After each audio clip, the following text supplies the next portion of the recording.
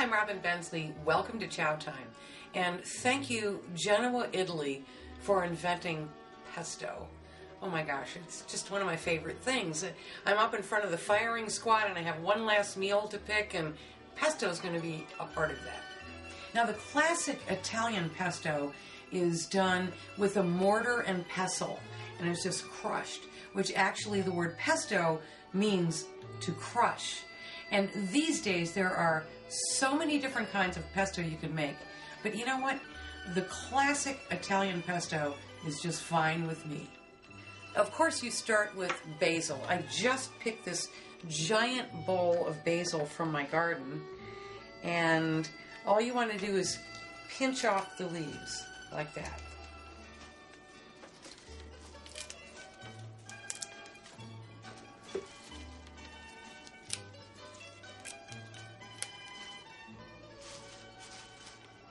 Okay, now we're going to put all of these into a food processor.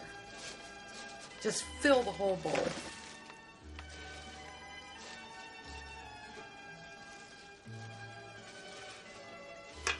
Then we'll get things started by processing this.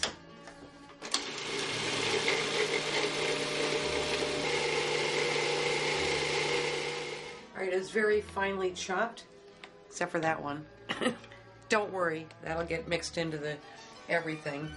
And then we're going to add, I never measure anything when I make pesto. I make it so often. But we're going to add just a ton of crushed garlic. This is probably 6 or 8 cloves of garlic. I like mine really garlicky. And then we're going to add some nuts. Now, typically I use pine nuts, but they're so expensive lately that I'm using walnuts. But walnuts are also commonly used in Italy. Then I'm going to add Parmesan cheese, and probably about a half a cup's worth. And then we season it with a little bit of salt and pepper.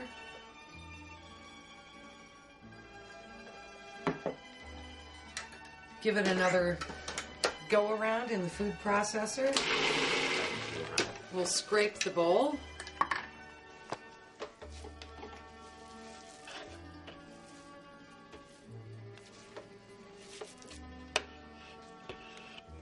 And all that's left to do is to add olive oil while the motor's running.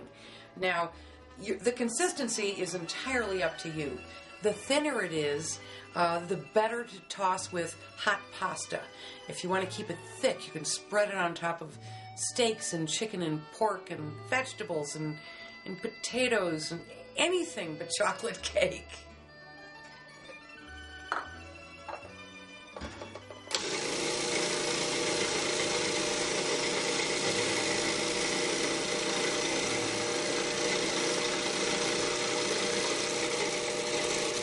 Oh my gosh, this smells so good. There's something about basil. I could just bathe in basil perfume if they made it. Well, that's all there is to it, to Italian pesto. I just want to check for seasonings. You know what? Just a little touch more of salt. So I think I'm going to take my pesto for tonight and toss it with some vermicelli and tomatoes. That is dinner. The great thing about pesto is you don't have to cook it. It's best at room temperature, and it also freezes beautifully. And here's how much I love pesto. I wrote a poem about it one time. You want to hear it? Well, I'm going to tell you anyway. I love you more than chocolate. I love you more than cake. But when it comes to pesto,